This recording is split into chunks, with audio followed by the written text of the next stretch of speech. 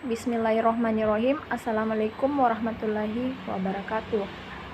Perkenalkan, nama saya Isdawati, NIM 192504009 dari Fakultas Teknik Universitas Negeri Makassar, jurusan Pendidikan Teknik Elektronika 2019. Nah, di sini saya akan menyelesaikan tugas saya, yaitu membuat sebuah video dengan mereview kembali materi yang telah diberikan dalam mata kuliah belajar dan pembelajaran. Nah, langsung saja materi pertama yang saya akan jelaskan yaitu slide yang pertama itu adalah hakikat belajar dan pembelajaran. Nah, dari kata belajar dan pembelajaran itu mempunyai pengertian yang berbeda. Nah, mulai dari hakikat belajar. Nah, hakikat belajar yaitu suatu kegiatan di mana seseorang membuat atau menghasilkan sesuatu yang baru, baik dari segi afektif, kognitif, maupun psikomotor. Sedangkan hakikat pembelajaran adalah yaitu suatu kegiatan yang dilakukan agar proses belajar dapat berjalan secara efektif dan efisien. Nah, selanjutnya yaitu slide kedua adalah pengertian belajar.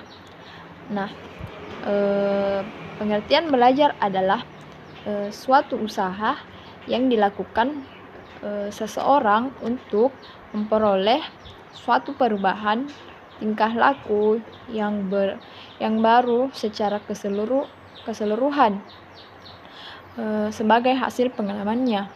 Nah, belajar merupakan aktivitas atau pengalaman yang menghasilkan perubahan pengetahuan dan sikap keterampilan yang bersifat penambahan maupun pengurangan yang tentunya tidak dikehendaki. Nah, di sini belajar mempunyai manfaat bagi individu itu sendiri maupun bagi masyarakat lingkungannya. Nah, slide selanjutnya yaitu kaitannya belajar dengan pembelajaran. Nah, maksud dari kaitannya belajar dengan pembelajaran adalah pembelajaran adalah komunikasi dua arah. Nah, dari kata mengajar dan belajar itu mempunyai fungsi yang berbeda. Nah, mengajar itu dilakukan oleh guru, sedangkan belajar dilakukan oleh peserta didik. Nah, slide selanjutnya yaitu ciri-ciri belajar. Nah, ciri-ciri belajar ini terbagi lagi dari beberapa macam, yaitu yang pertama, siswa yang bertindak belajar atau pembelajaran memperoleh sesuatu yang baru pada diri pembelajar. Nah, yang kedua, sembarang tempat dan sepanjang hayat atau seumur hidup. Yang ketiga, motivasi belajar kuat. Yang keempat, hasil belajar sebagai dampak pengajaran dan pengiring. Yang kelima yaitu mempertinggi martabat pribadi. Dan yang terakhir itu adalah dapat memecahkan masalah. Ciri-ciri perubahan tingkah laku. Ciri-ciri perubahan tingkah laku. Nah, ciri-ciri perubahan tingkah laku ini terbagi lagi beberapa macam, yaitu yang pertama adalah perubahan terjadi secara sadar. Nah, perubahan terjadi secara sadar maksudnya yaitu terjadinya perubahan atau sekurang-kurangnya ia merasakan telah terjadi adanya suatu perubahan dalam dirinya. Misalnya yaitu menyadari bahwa pengetahuannya bertambah dan kecakapannya bertambah dan lain-lain. Selanjutnya yaitu perubahan dalam belajar bersifat kontinu dan fungsional. Maksud dari perubahan dalam belajar bersifat kontinu dan fungsional adalah sebagai hasil belajar, perubahan yang terjadi dalam diri seseorang berlangsung secara berkesinambungan, tidak statis, dan lain-lain. Nah, misalnya belajar menulis yang kemudian dapat membuat surat. Selanjutnya itu yang ketiga, perubahan belajar bersifat aktif. Perubahan belajar bersifat aktif ini maksudnya adalah bahwa perubahan itu tidak terjadi dengan sendirinya, melainkan karena usaha individu sendiri. Nah, yang terakhir adalah perubahan mencakup seluruh aspek tingkah laku. Nah, maksud dari perubahan mencakup seluruh aspek tingkah laku adalah jika seseorang belajar sesuatu, sebagai hasilnya akan mengalami perubahan tingkah laku secara menyeluruh dalam sikap, keterampilan, dan pengetahuan. Jenis belajar. Nah, jenis-jenis belajar ini terbagi lagi menjadi beberapa bagian. Yang pertama, belajar bagian atau part learning. Nah, belajar bagian part learning ini maksudnya adalah umumnya belajar bagian dilakukan oleh seseorang bila dihadapkan pada materi belajar yang bersifat luas atau ekstensif. Misalnya mempelajari gerak-gerak motorik seperti bermain silat dan lain-lain. Nah, yang kedua, belajar global atau keseluruhan. Nah, maksud dari belajar global atau keseluruhan ini adalah bahan pelajaran dipelajari secara keseluruhan, berulang sampai pelajar menguasainya. Adapun lawan dari kata belajar adalah bagian metode belajar global, sering disebut dengan metode Gestalt. Nah, selanjutnya yaitu yang ketiga adalah belajar laten. Nah, maksud dari belajar laten adalah perubahan-perubahan tingkah laku yang terlihat tidak terjadi secara segera atau laten. Nah, dan yang terakhir adalah belajar mental. Nah, maksud dari belajar mental ini adalah perubahan tingkah laku yang terjadi tidak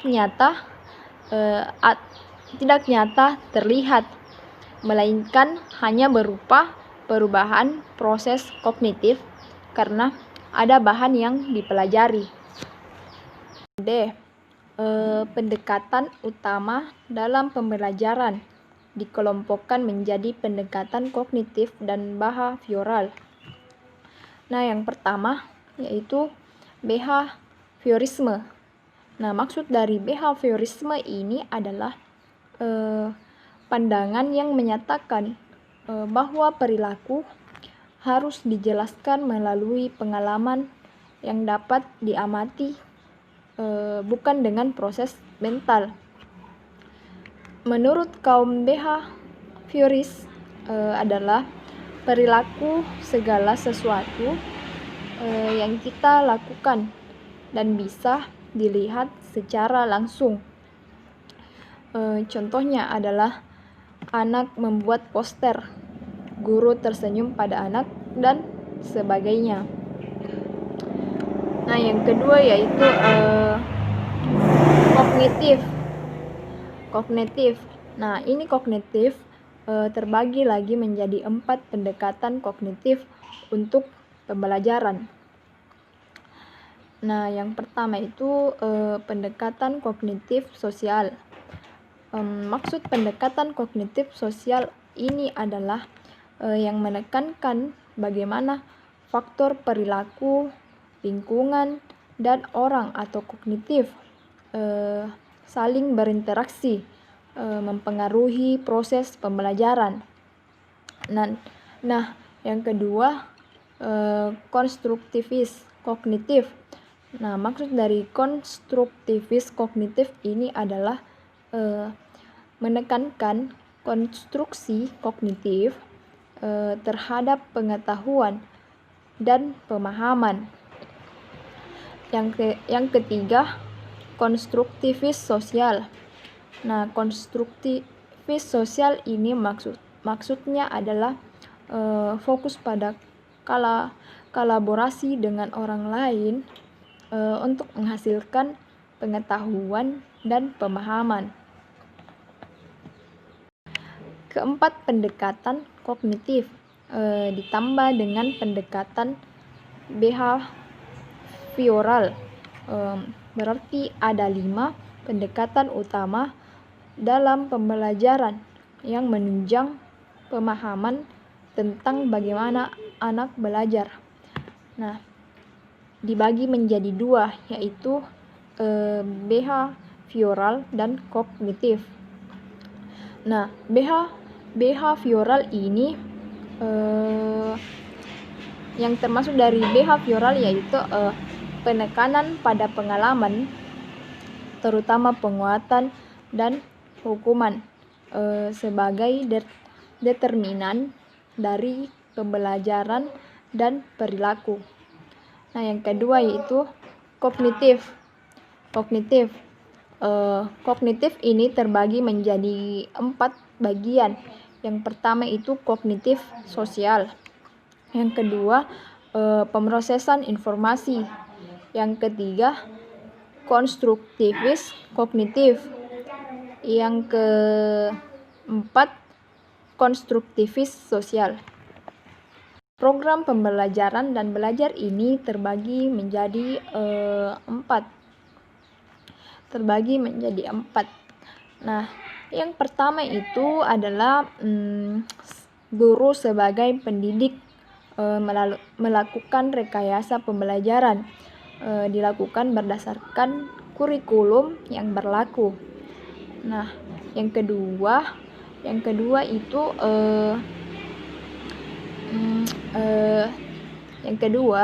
siswa sebagai pembelajar di sekolah memiliki kepribadian, pengalaman, dan tujuan.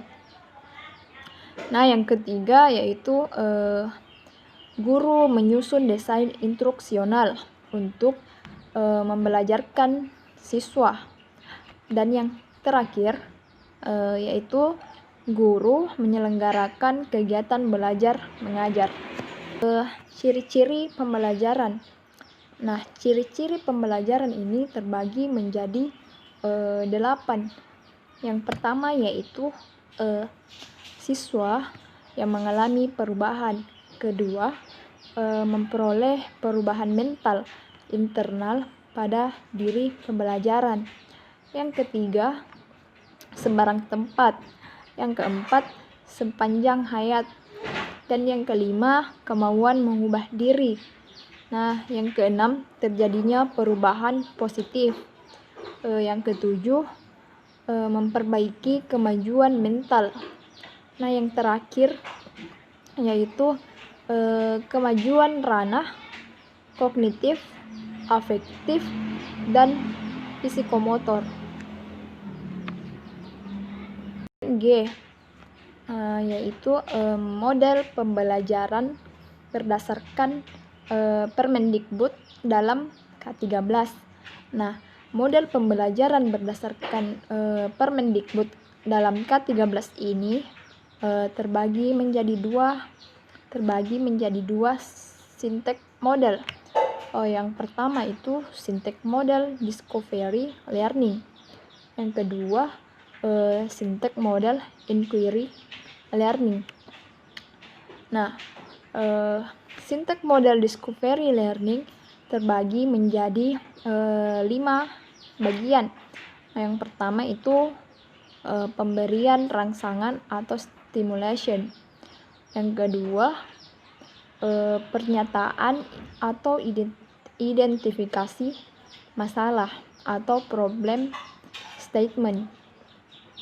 Yang ketiga, pengumpulan data atau data collection. Yang keempat, pembuktian atau verification. Yang kelima, menarik kesimpulan atau generalisasi atau generalization.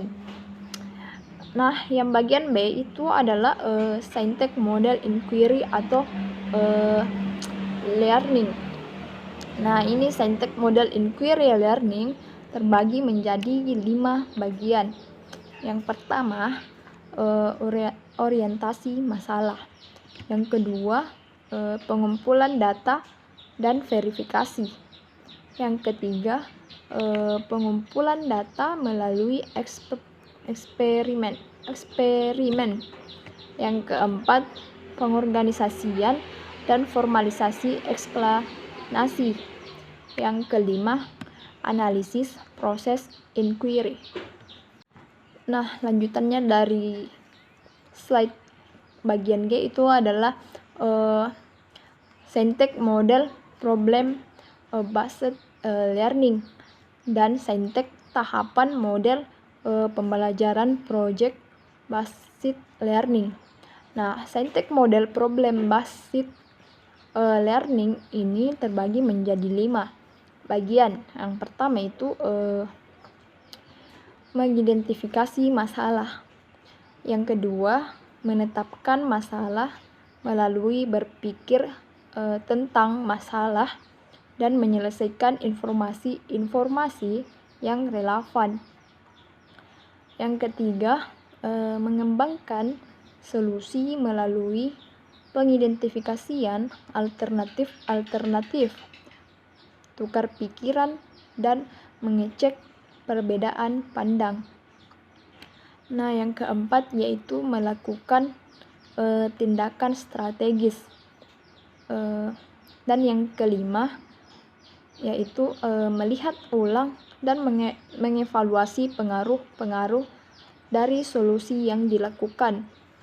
Nah, yang bagian D yaitu syntax atau tahapan model pembelajaran project